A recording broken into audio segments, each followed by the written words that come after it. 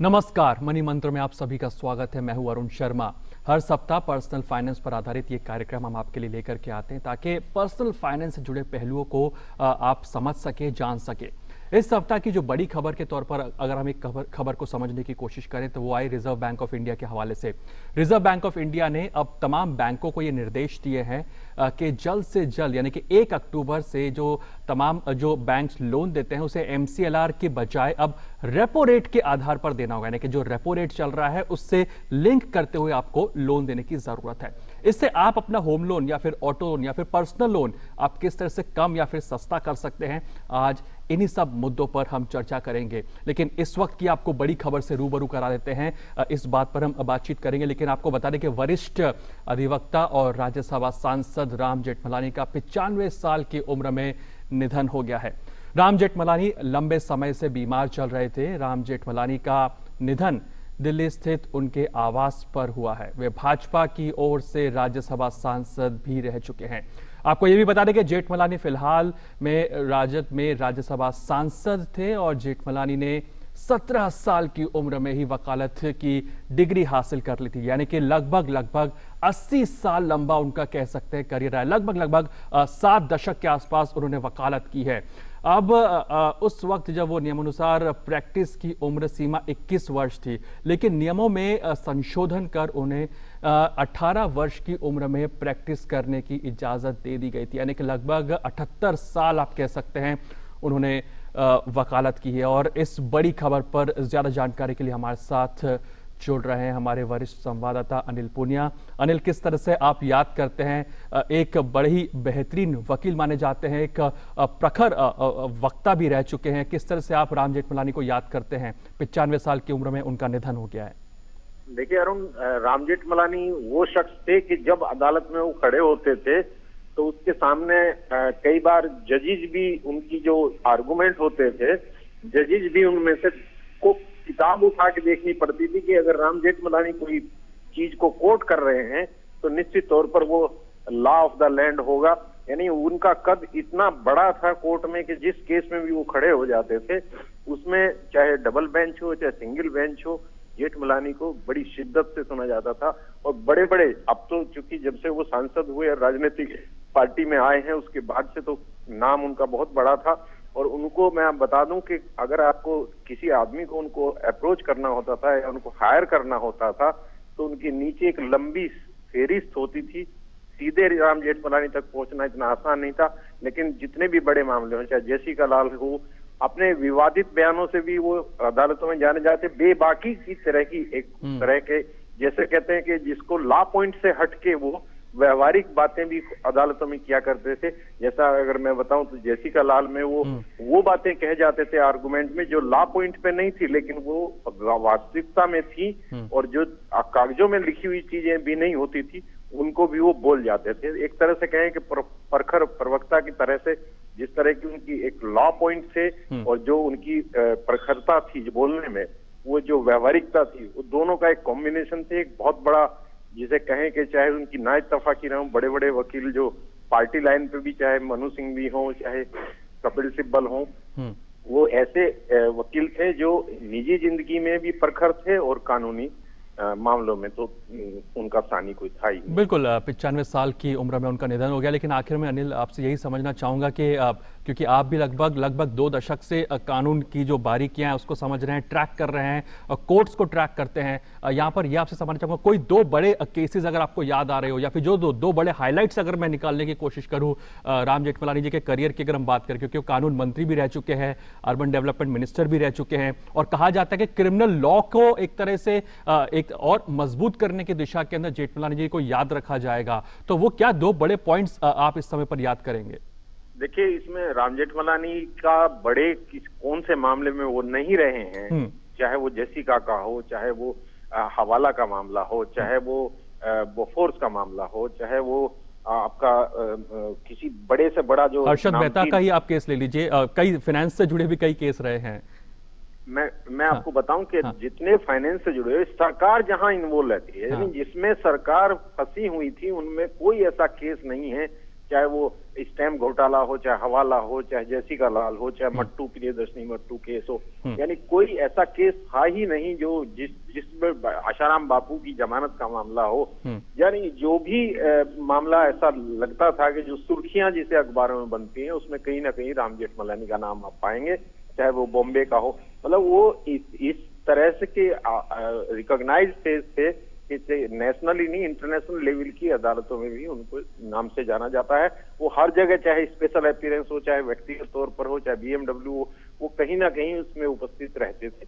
और बहुत सारे ऐसे मामले हैं जिनमें लॉ बने हैं और जो लॉ ऑफ द लैंड जिसमें उनकी फॉर्मेशन हुई है तो वो उन्हीं के कारण हुई है। अरुण, आखिर में अनिल, जो आने वाली पीढ़ी है अगर वो वकील बनना चाह रही है तो एक तरह से काफी इंस्पिरेशन कहे जा सकते हैं। अगर राम जेठमलानी की बात की जाए तो जिस तरह से बेबाकी से अपनी बात रखते थे, जैसा बता रहे थे कि जज को भी कानून की किताब खोल करके बैठना पड़ता था, तो एक तरह से इंस्पिरेशन है और बहुत बड़ी लेगेसी एक तरह से अगर वकालत की दुनिया की हम बात करें तो।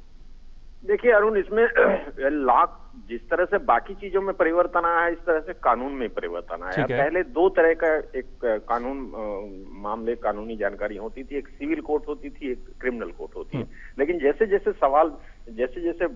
स्थितियां बदली हैं तो अब कॉर्पोरेट लॉ एक नया फैक्टर उभर के आया है। यानी जितना क्रिमिनल केसेस होते हैं, सिविल केसेस होते हैं, उतना ही अब कंपनी लॉ जिसे कॉर्पोरेट लॉ कहते हैं, वो एक बड़ा फिनोमेना निकल के आया है। लेकिन राम जेठमलानी एक ऐसे वकील थे, चाहे वो सिविल में खड़े हो जाएं, चाहे वो कॉर्पोरेट लॉ में खड़े हो जाएं, चाहे वो क्रिमिनल लॉ में खड़े हो जाएं, उनका कोई स्थान इस तरह से नहीं था कि उनकी पकड़ हर तीनों विधा में थी। तो एक तरह से ये मानना चाहिए कि अब आने वाले जो पीढ़ी है उनके लिए ये उन्हें देखने के लिए प्रेरणा का स्रोत बनता है कि आप मल्टी डायमेंशनल पर्सनैलिटी अगर कोई थी तो राम जेठमलानी थी। उनसे सीख लेने की प्रेरणा का स्रोत वो निश्चित तौर पर रहे हैं। अरुण, शुक्रिया अनिल। तो इस वक्त की बड़ी खबर आपको एक बार फिर बता दें कि लंबी बीमारी के बाद 95 वर्ष की उम्र में राम जेठमलानी का निधन हो गया है। राम जेठमलानी वर्तमान में राजद से राज्यसभा सांसद भी थे और साथ ही साथ जो बीजेपी की तरफ से भी राम जेठमलानी राज्यसभा के सांसद रह चुके हैं। कानून मंत्री और अर्बन डेवलपमेंट मिनिस्टर, ये दो बड़े पोर्टफोलियो भी उन्होंने संभाले हुए हैं। वरिष्ठ वकील और पूर्व कानून मंत्री भी राम जेठमलानी रह चुके हैं और सबसे बड़ी बात कि काफी लंबे समय से बीमार चल रहे थे, जिसके बाद अब 95 वर्ष की उम्र में उनका निधन हो गया है। 1923 में उनका जन्म हुआ था। तो एक तरह से जिस तरह से अनिल पूनिया हमारे वरिष्ठ संवाददाता बता रहे थे कि चाहे सिविल केसेस हो, क्रिमिनल केसेस हो या फिर कॉर्पोरेट स्कैम से जुड़े हुए केसेस हो, हर बात में बेबाकी से अपनी बात को कोर्ट में रखा करते थे। तो जाहिर तौर पर एक बड़ी क्षति इसे कह सकते हैं और जो आने वाली पीढ़ी है वो काफी कुछ सीख सकती है, जैसा कि हमारे संवाददाता अनिल पूनिया बता रहे थे। तो ये इस वक्त की बड़ी खबर, राम जेठमलानी का 95 वर्ष की उम्र में निधन हो गया है।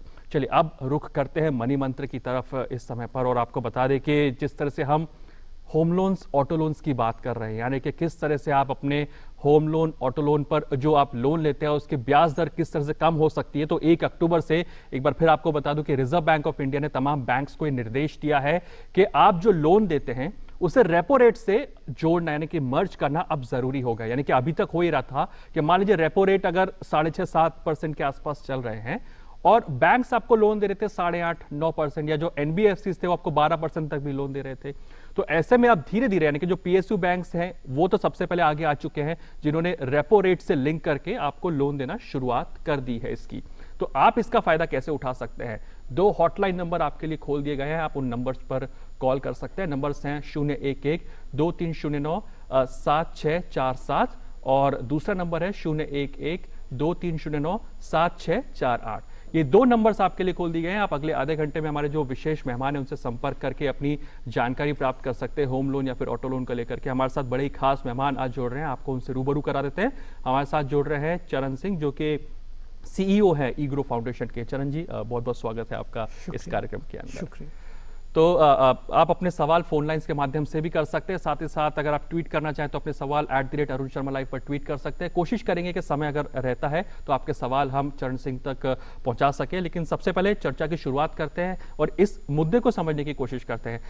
चरण सिंह जी, सबसे पहले समझना चाहेंगे कि कितना फायदा आपको लगता है होता हुआ दिखाई देगा, क्योंकि बैंक्स अगर रेपो रेट से लिंक कर रहे हैं, इसके मायने क्या निकल करके आते हैं कंज्यूमर्स के लिए? सबसे पहले तो मैं ये आपके साथ शेयर करना चाहूँगा कि अब तक हम लोग कैसे रेट्स फिक्स करते थे हमारे देश में। तो शुरू में तो बेस रेट होता था, जो टोटल कॉस्ट जो बैंक को पड़ रहा होता था, जो रिसोर्सेज उन्होंने लेंड करने हैं उनको रेज करना है। एक चीज़ आपको समझनी ज़रूरी है, जहाँ तक हमारे बैंक्स विदेश हैं अपने देश में, जहाँ भी बैंक्स होते हैं ये पैसा कहीं से लेते हैं, उसके ऊपर अपना इंटरेस्ट देते हैं, फिर आगे उसको लेंड करते हैं और लेंड पे उनकी इनकम होती है। तो जिन लोगों से पैसा लिया होता है, जिनसे डिपॉजिट लिया होता है, वो उनका कॉस्ट होता है और फिर अपना पूरा कॉस्ट ऐड करके उनके अपने एस्टैब्लिशमेंट है, स्टाफ है, बैंक हैं, ब्रांचेस हैं, सारा अपना खर्चा मिला के कुछ रिस्क के लिए बफर्स भी बनाते हैं, वो सारा ऐड करके फिर उसके मुताबिक जो लेंडिंग रेट होता है वो फिक्स किया जाता है। ठीक है। कुछ साल पहले सरकार ने कहा कि ये हमारे जो central bank, reserve bank of India हमारे देश में जब रेट फिक्स करते हैं तो वो रेट उपभोक्ता तक पहुंचता ही नहीं है। घर वाले हैं, ऑटो वाले हैं, एमएसएमईज हैं, उन तक पहुंचता ही नहीं है। तो कोशिश की जानी चाहिए कि वो रेट उन तक पहुंच जाए। अपना central bank, reserve bank of India अपना रेट कम करता जा रहा है और कमर्शियल बैंक उसको पहुंचा नहीं रहे। उस टाइम पे रघुराम राजन यहाँ पे गवर्नर थे, तो उन्होंने कहा कि इसको, विदेशों से आए थे तो उन्होंने कहा विदेशों में तो एकदम रेट चेंज हो जाता है, हमारे यहाँ रेट क्यों नहीं चेंज होता है। ये बात कुछ साल पहले से भी चल रही थी, पर फिर उन्होंने कहा कि हम एक MCLR करके कॉन्सेप्ट निकाला, मार्जिनल लेंडिंग रेट। तो उन्होंने कहा कि उसमें मार्जिनल कॉस्ट ऐड करेंगे। एक बार जब रिजर्व बैंक ने अपना रेट कम किया, उसके बाद क्या कॉस्ट आपने क्या किया और आपके इंक्रीमेंटल पे कितना कॉस्ट आया, उसको कंप्यूट करके फिर हम लोग रेट फिक्स करेंगे। साथ ही साथ में 2017 में रिजर्व बैंक ने कमेटी भी गठित की थी कि इसके बावजूद भी रेट उपभोक्ता तक जा ही नहीं रहा है, तो हम लोग करेक्शन कर रहे हैं, हम यहाँ पे रेट कम करते जा रहे हैं और कमर्शियल बैंक उसको आगे पहुंचा नहीं रहे। तो उस कमेटी के ऊपर काफी विचार भी हुआ था। वो कमेटी पब्लिक में भी रख दी गई थी कि बताइए क्या किया जाए। उस कमेटी में ये चीजें कही गई थी कि रेपो रेट से जोड़ दें, क्या उसको हम लोग government of India treasury rate से जोड़े या और कोई रेट आपस में सोच के उसको जोड़े। तो अभी ये सरकार ने, रिजर्व बैंक ने कदम उठाया है जब उन्होंने कहा है कि 1 अक्टूबर से, इतनी बातचीत के बाद, इतनी स्टडीज, इतनी रिपोर्ट सब करने के बाद, पब्लिक डिबेट करने के बाद हम लोग ये डिसीजन ले रहे हैं कि 1 अक्टूबर से कमर्शियल बैंक्स एक्सटर्नल बेंचमार्क ढूंढेंगे। रेपो रेट उनमें से एक होगा। और भी 2-3 फैक्टर्स है जिस पर हम बातचीत करेंगे, लेकिन सबसे पहले राजकुमार जी हमारे साथ लाइन पर जुड़ रहे हैं, फोन लाइन से। उनका सवाल ले लेते हैं। राजकुमार जी नमस्कार, क्या सवाल है आपका? सर मैं दिल्ली से बोल रहा हूँ। मेरा सवाल ये है सर कि मैंने एक पर्सनल लोन लिया है जिसका रेट ऑफ इंटरेस्ट है 12.45 SBI से। तो आप जो बता रहे हैं अभी कि जो RBI के रेपो रेट पे अकॉर्डिंगली वो कम हो जाएगा, तो मेरा जो अर्लियर लोन है ये भी अप्लीकेबल है क्या इसके लिए? ठीक है, यानी कि मैं जो समझ पा रहा हूँ, आपने पर्सनल लोन लिया हुआ है RBI से 12.45% की दर से।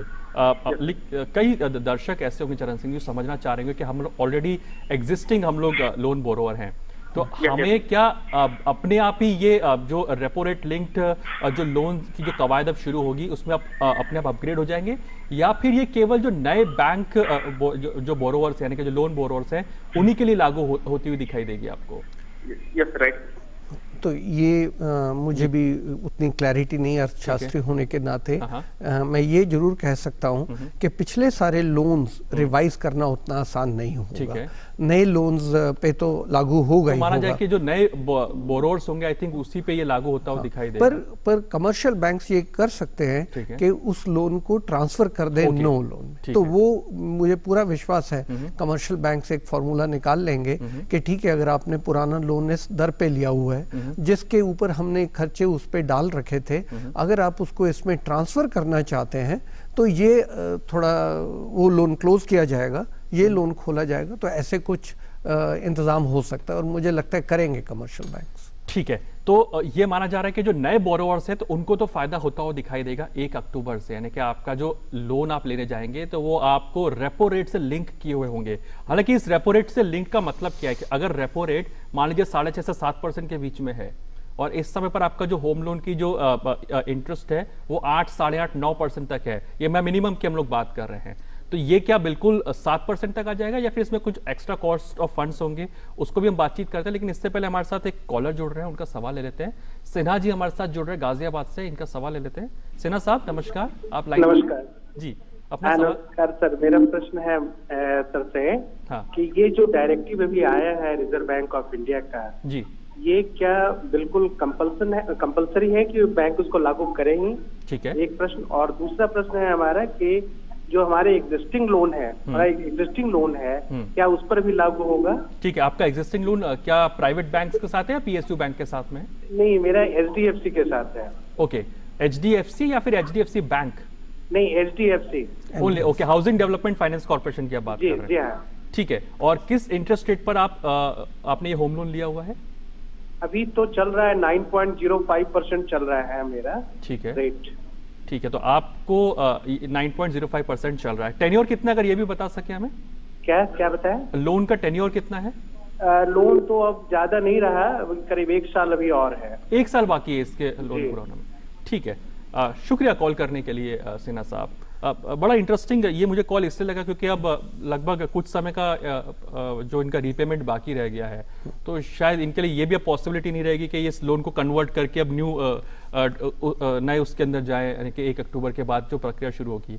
लेकिन क्या ये सारे बैंक्स के लिए मैंडेटरी होगा? ये निर्देश का मतलब क्या हुआ कि सभी बैंक्स को इंप्लीमेंट करना होगा, या फिर ये पीएसयू बैंक जैसे कुछ इस समय पर 7 या 8 बैंक्स हैं जो कि आगे आए हैं, जिन्होंने इसकी शुरुआत कर दी है कि अब 1 अक्टूबर से पहले शुरुआत कर दी कि रेपो रेट से लिंक्ड है लोन, तो ये किस तरह की प्रक्रिया रहेगी? तो ये डायरेक्शन है, सर्कुलर है, तो सब पब्लिक सेक्टर बैंक्स को तो लागू करना ही होगा। ठीक है। दूसरी बात यह है कि एक चीज़ हमें समझ लेनी चाहिए कि 4 उन्होंने मेजर्स बताए हैं। एक तो उन्होंने रेपो रेट बताया है, 3 महीने का ट्रेजरी बिल बताया है, 6 महीने का ट्रेजरी बिल बताया है, और फिर और भी कोई बैंक को चॉइस दे कि आप अगर कोई अपना चुनना चाहते हैं तो बताइए आप क्या चुनना चाहते हैं। पर सबसे बड़ी बात यह है कि ये बेस रेट जो बन जाएगा वो ये चारों में से बनेगा, पर बेस रेट के ऊपर कमर्शियल बैंक को परमिशन दी जाएगी कि आप उसके ऊपर कुछ स्प्रेड डाल सकते हैं।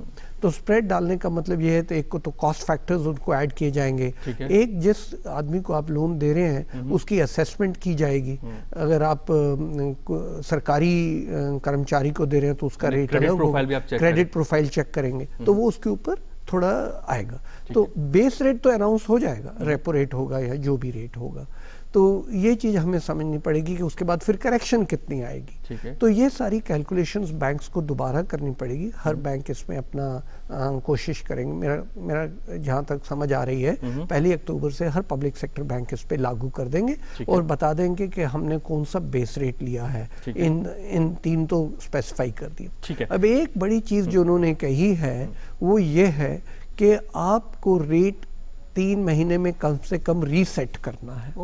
तो उसमें क्या होता है कि आप 1 महीने में भी रीसेट कर सकते हैं। कई कमर्शियल बैंक हैं हमारे देश में जो हर महीने अपना रेट रीसेट करते हैं।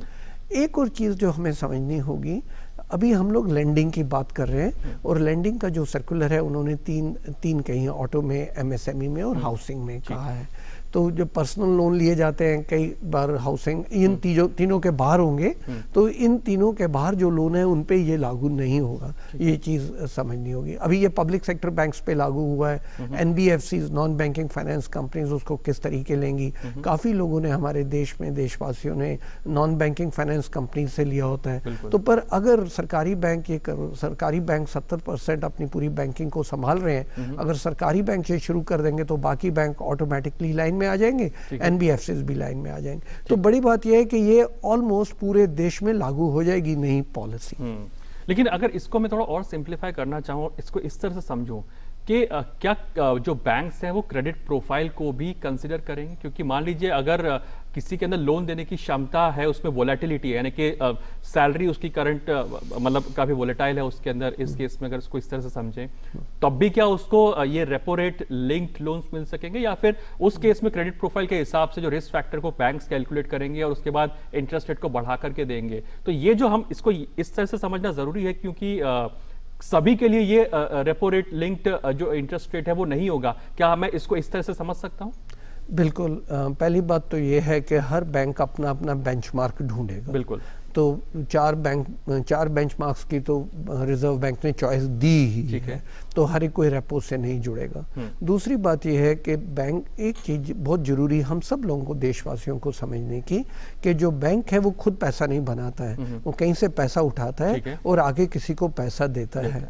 तो इसलिए अगर बैंक ने रिस्क प्रोफाइल देखना है कि जिसको मैं पैसा दे रहा हूँ उससे मुझे पैसा वापस मिलेगा कि नहीं, क्योंकि जिस डिपॉजिटर से मैंने पैसा लिया है उसको वापस भी देना है और उसको इंटरेस्ट भी देना है, तो इसलिए जो स्प्रेड बनेगा वो काफी कैलकुलेशन के साथ बनना चाहिए। वो स्प्रेड बनेगा, हाँ, अगर कोई सरकारी कर्मचारी है 35 साल की उम्र का है, दूसरी साइड सरकारी कर्मचारी है जो समझिए 57 ईयर्स का है, 60 में रिटायरमेंट है, तो थोड़ा रिस्क प्रोफाइल चेंज होगा, इंटरेस्ट रेट चेंज होगा।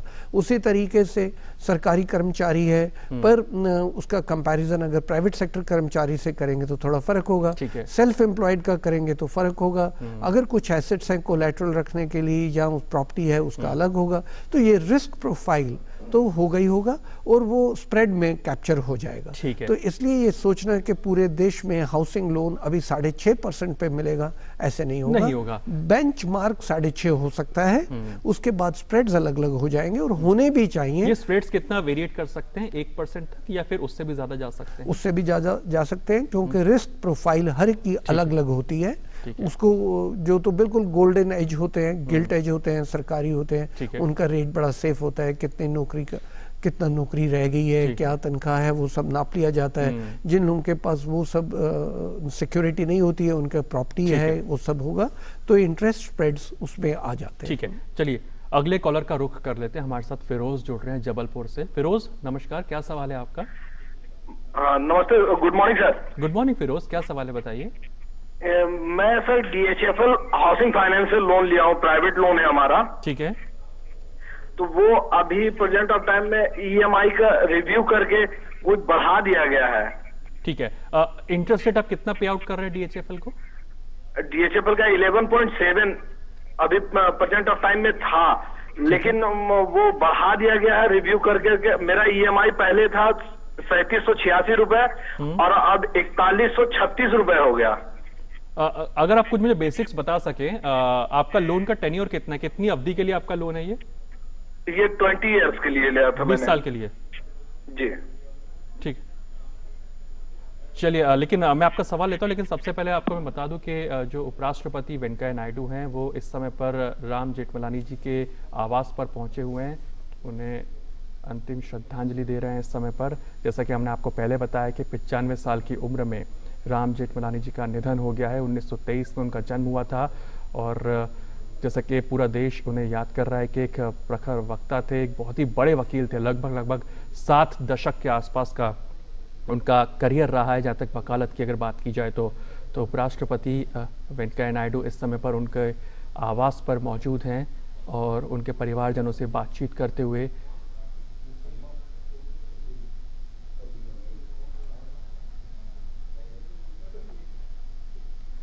आपको बता दें कि वरिष्ठ अधिवक्ता और राज्यसभा सांसद राम जेठमलानी का 95 साल की उम्र में ये निधन हो गया है और राम जेठमलानी लंबे समय से बीमार चल रहे थे। इस वक्त उपराष्ट्रपति वेंकैया नायडू राम जेठमलानी के आवास पर पहुंचे हैं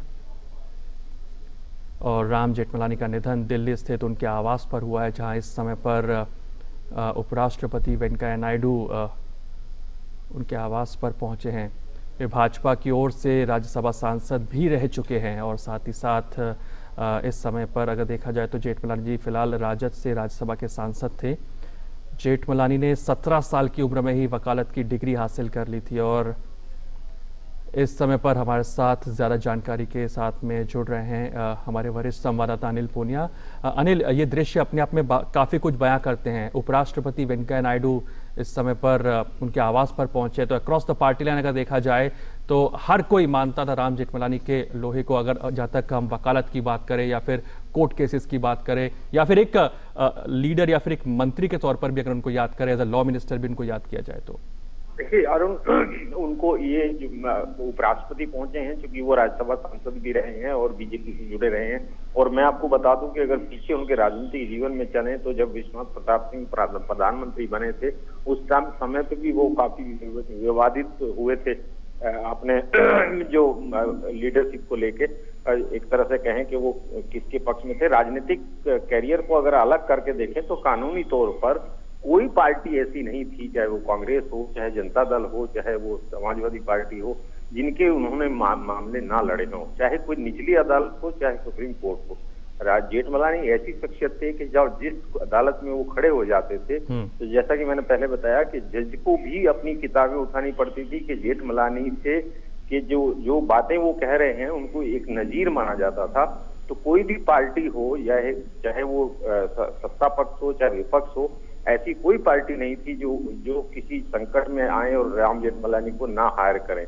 जहां तक निजी मामलों का सवाल है तो हमने देखा है करीब 4-5 साल पहले तक वो इतने एक्टिव थे जब वो बोलते थे। एक तो उनके बोलने का अंदाज इस तरह का था, दूसरा जो उनमें ओजस्वीता थी, जो एक तरह से तीखापन था बोलने में। जेसिका लाल का मुझे याद आता है कि जिस तरह से वो बैठते थे डबल बेंच के सामने भी, जेठमलानी को सुनने के लिए दोनों जजेस भी किसी, चाहे वो बैलिस्टिक CFSL रिपोर्ट का मामला हो चाहे कानूनी पेश का अदालत में, अरुण मैं आपको बताऊं कि कई सारी चीजें ऐसी होती हैं जो आपको व्यावहारिक ज्ञान का अंदाजा लगाती हैं। जैसे जेसिका लाल में उसके मरने का क्या कारण था, उसकी गोली चली, CFSL की रिपोर्ट, इतनी बारीकी से वो चीजों को क्लियर करते थे जैसे उनको पूरा का पूरा केस शायद ऐसा लगता था कि जीवंत हो उठा हो, जैसे वो घटना उनके सामने हुई हो। देखिए कोई भी घटना में वकील वहां मौके पर नहीं होता, लेकिन अगर वो आर्गुमेंट इस तरह करता है जो कन्विंस कर देता है जज को कि जैसे वो वहां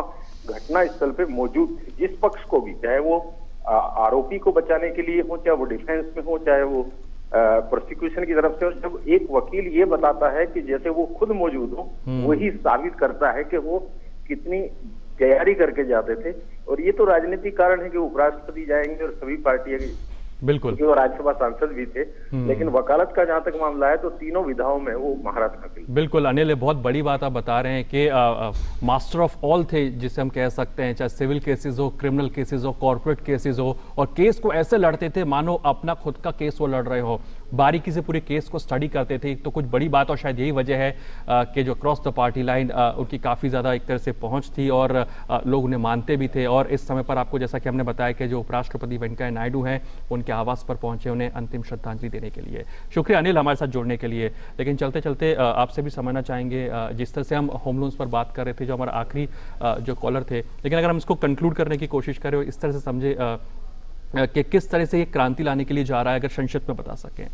तो ये तो बहुत क्रांतिकारी कदम है, इससे उपभोक्ताओं को बहुत फायदा होने वाला है। इंटरेस्ट रेट जो ऑटो, हाउसिंग और MSMEs हैं, सर्टनली उनके ऊपर इंटरेस्ट रेट्स कम हो जाएंगे। जो सवाल इन्होंने पूछा था वो NBFCs का, हाउसिंग फाइनेंस कंपनी का है। जब पूरे शेड्यूल्ड कमर्शियल बैंक्स, जिसमें public sector banks, private sector bank सारे आते हैं, जब वो अपना रेट ऑफ इंटरेस्ट तो जाहिर सी बातें रेट कम होने शुरू हो जाएंगे, NBFCs भी कम करेंगे। शुक्रिया आज चरण सिंह जी तमाम चीजों को बताने के लिए। तो आज का मनी मंत्र यही निकलता है कि 1 अक्टूबर से एक बड़ा क्रांतिकारी कदम होने जा रहा है बैंकिंग क्षेत्र के अंदर, जिससे कि आपका जो लोन है वो रेपो रेट से लिंक किया जाएगा, जिससे कि लोन आगे जाते हुए कम या फिर सस्ते होते हुए दिखाई देंगे। बहरहाल आज मनी मंत्र में इतना ही, मुझे दीजिए इजाजत, नमस्कार।